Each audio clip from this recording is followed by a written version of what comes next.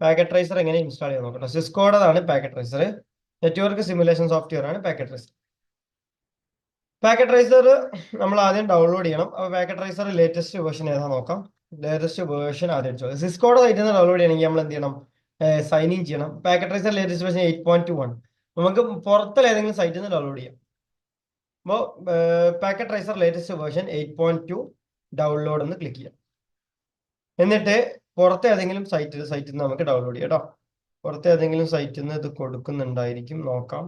ഇവിടെ കാണുന്നുണ്ട് IT bigger എന്താണ് ഇതിനകത്ത് കാണുന്നത്, നോക്കാം. അങ്ങനെ ഏതെങ്കിലും പുറത്തുള്ള സൈറ്റിൽ നിന്ന് ഡൗൺലോഡ് ചെയ്യാൻ ശ്രമിക്കാം. ഗൂഗിൾ ഡ്രൈവിൽ ഇട്ടിട്ടുണ്ട്. ഗൂഗിൾ ഡ്രൈവിൽ 64 ബിറ്റ് വിൻഡോസ് ഉണ്ട്. അത് നമുക്കൊന്ന് ക്ലിക്ക് ചെയ്യാം. അതെ, ഡൗൺലോഡ് പ്രസ് ചെയ്യട്ടെ. ഡൗൺലോഡ് സ്റ്റാർട്ട് ആകുന്നുണ്ട്. ഇതിന് ഞാൻ നമ്മളെ ക്ലൗഡിലോട്ട് ഇടാം. ക്ലൗഡിലോട്ട് ഇട്ട് കഴിഞ്ഞാൽ നിങ്ങൾക്ക് അവിടുന്ന് നിങ്ങളുടെ യൂസർ നെയിം പാസ്വേഡ് അടിച്ചിട്ട് നിങ്ങൾ നെറ്റിൽ നിന്ന് കയറി ഡൗൺലോഡ് ചെയ്യുന്നില്ല, സോഫ്റ്റ് എന്ന് പറഞ്ഞ ഡയറക്ടറിയിൽ നിന്ന് ഡൗൺലോഡ് ചെയ്യാം കേട്ടോ. ഇൻസ്റ്റാൾ ചെയ്യാവുന്നതാണ് കേട്ടോ. നമ്മളെ ഇന്റേണൽ ക്ലൗഡിൽ ഇടാം. ഓക്കെ,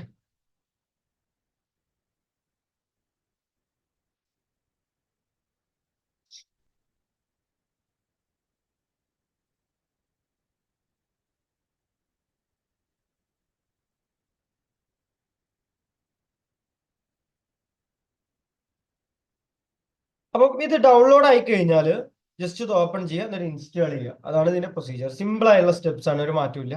ഓക്കെ, അപ്പോൾ ഇത് ഓപ്പൺ ചെയ്യുക. ഓപ്പൺ ഫയൽ എടുത്തു. അപ്പോൾ ഇൻസ്റ്റാളർ ഓപ്പൺ ആയി വരും. ഓക്കെ, ദെൻ അക്സെപ്റ്റ് ചെയ്യുക. ലൈസൻസ് വായിച്ചു നോക്കുക, അക്സെപ്റ്റ് ചെയ്യുക. നെക്സ്റ്റ് കൊടുക്കുക, നെക്സ്റ്റ് കൊടുക്കുക. ഡെസ്ക്ടോപ്പ് ഐക്കൺ ഉണ്ടായിക്കോട്ടെ. നെക്സ്റ്റ് കൊടുക്കുക, ഇൻസ്റ്റാൾ കൊടുക്കുക. ഇത്രേ ഉള്ളൂ പാക്കറ്റ് ട്രേസർ ഇൻസ്റ്റാൾ ചെയ്യാന്നുള്ളത്. ഒരു കോംപ്ലിക്കേഷനും ഇല്ല, ഈസിയാണ്. ഇതിന്റെ കൂടെ എല്ലാ ഡിവൈസും ഇൻബിൽഡ് ആയിട്ട് വരും. പാക്കറ്റ് ട്രേസർ എന്ന് പറഞ്ഞാൽ വെരി ഈസിയാണ്. സിസ്കോ ഡെവലപ്പ് ചെയ്തുകൊണ്ട് തന്നെ സിസ്കോയുടെ എല്ലാ ഡിവൈസും ഇതിനകത്ത് ഉണ്ടാവും. പക്ഷെ വലിയ വലിയ കോൺഫിഗറേഷൻ ഒന്നും അല്ലെങ്കിൽ ഇതിനകത്ത് എക്സ്പീരിയൻസ് ചെയ്യാൻ കുറച്ച് ബുദ്ധിമുട്ടുണ്ട്. ഒരുവിധം എല്ലാ കോൺഫിഗറേഷനും ഉണ്ടെങ്കിലും ബട്ട് സിസ്കോയുടെ ഒരുവിധം എല്ലാ കമാൻഡുകളും അതുപോലെ എല്ലാ കമാൻഡും വ്യക്തമായിട്ട് വർക്ക് ചെയ്യാൻ സാധ്യതയില്ല. പക്ഷെ എന്നാലും ഒരുവിധം കാര്യങ്ങളൊക്കെ ഇതിനകത്ത് നമുക്ക് പ്രോപ്പറായിട്ട് ചെയ്യാൻ പറ്റും. പക്ഷെ ഇതിനെക്കാട്ടി അടിപൊളിയായിട്ട് റൗട്ടിങ്ങും കാര്യങ്ങളൊക്കെ ചെയ്യാൻ പറ്റുക GNS3-ലായിരിക്കും. ഓക്കെ, അഡ്വാൻസ്ഡ് ആയിട്ട്. ഓക്കെ, റിയൽ റൗട്ടറിൽ എന്തുണ്ടോ അതെല്ലാ കമാൻഡും സപ്പോർട്ട് ചെയ്യുന്നത് GNS3-ലാണ്. പക്ഷെ ഇതിനകത്ത് അങ്ങനെയല്ല. ഇതിനകത്ത് സിമുലേഷൻ സോഫ്റ്റ്വെയർ ആയതുകൊണ്ട് കുറച്ച് ലിമിറ്റേഷൻസ് ഒക്കെ ഇതിനകത്തുണ്ട്. അപ്പൊ ഇത് ടിക്ക് അൺടിക്ക് ചെയ്തിട്ട് ഫിനിഷ് ചെയ്തു. അതോടുകൂടി ഇൻസ്റ്റാളേഷൻ കംപ്ലീറ്റ് ആയിരുന്നു കേട്ടോ. അപ്പൊ ഈ ഒരു ഫയൽ ഞാൻ ക്ലൗഡിലോട്ട് കോപ്പി ചെയ്ത് നോക്കും. അപ്പൊ അവിടെ നിന്ന് പിന്നെ എടുക്കാം. ഇനി ഇൻസ്റ്റാളേഷൻ കഴിഞ്ഞ് കഴിഞ്ഞാൽ ഡെസ്ക്ടോപ്പിനകത്ത് ഐക്കൺ വന്നിട്ടുണ്ടാവും. സിസ്കോ പാക്കറ്റ് ട്രേസർ എന്ന് പറഞ്ഞ ഐക്കൺ വന്നിട്ടുണ്ട്. അപ്പോൾ ഈ ഐക്കൺ നമുക്ക് ഓപ്പൺ ചെയ്യാം.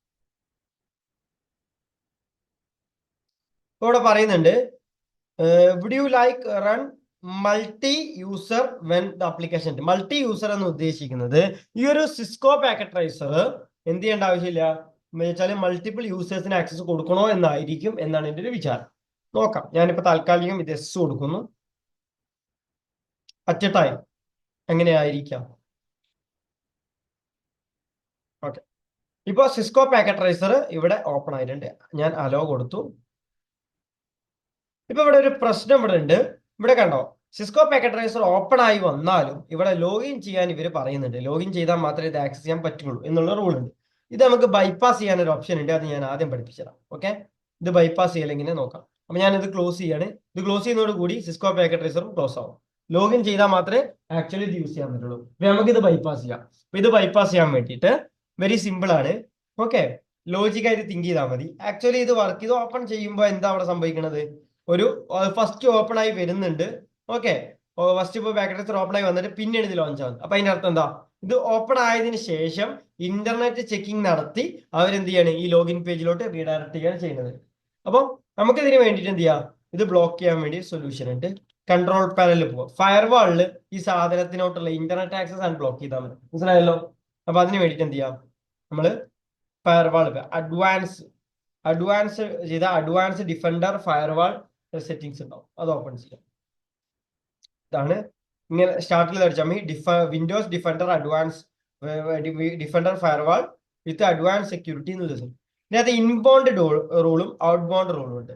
ഈ രണ്ട് റൂളിലും എന്ത് എഴുതി കൊടുത്താൽ മതി? ഈ ഒരു പാക്കറ്റ് ട്രേസറിനെ ബ്ലോക്ക് ചെയ്യണം എന്നുള്ള റൂൾ എഴുതി കൊടുത്താൽ മതി. വെരി സിമ്പിൾ ആണ്. ഇൻബൗണ്ട് റൂൾ എടുക്കുക, ന്യൂ റൂൾ പ്രസ് ചെയ്യാം. ന്യൂ റൂൾ പ്രസ് ചെയ്തിട്ട് പ്രോഗ്രാം ആണ്, നമ്മളൊരു ആപ്ലിക്കേഷൻ ആണ് റൂൾ പ്രസ് ചെയ്യുന്നത്. ആപ്ലിക്കേഷൻ സെലക്ട് ചെയ്യുക, നെക്സ്റ്റ് കൊടുക്കുക. എന്നിട്ട് ഇവിടെ ആ ആപ്ലിക്കേഷന്റെ പാത്ത് സെലക്ട് ചെയ്ത് കൊടുക്കുക. ബ്രൗസ് പ്രസ് ചെയ്തതിനു ശേഷം ഇപ്പൊ ഈ സോഫ്റ്റ്വെയർ ഇൻസ്റ്റാൾ ആയിരിക്കുന്നത് എവിടെയായിരിക്കും എന്നുള്ളത് കണ്ടെത്തണം. അപ്പൊ അതിന് ഈസി വഴി ഉണ്ട്.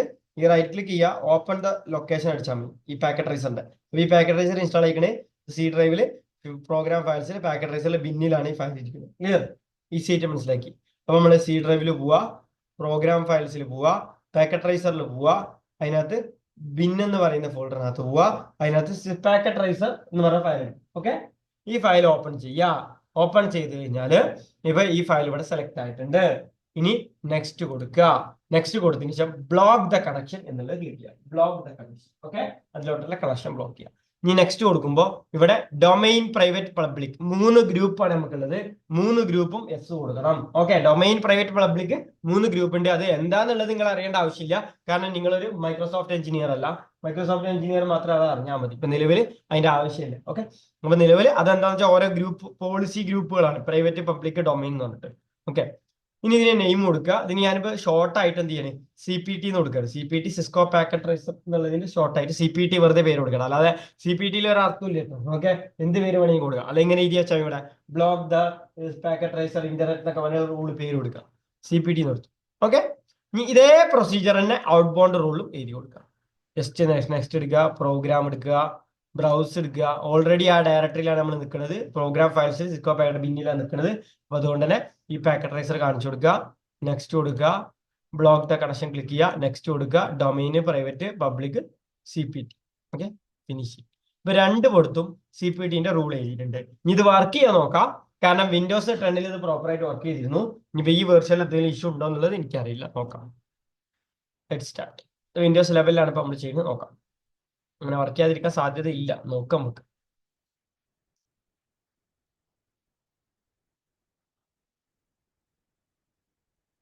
ഓക്കെ ഓക്കെ, വർക്ക് ചെയ്യുന്നുണ്ട്.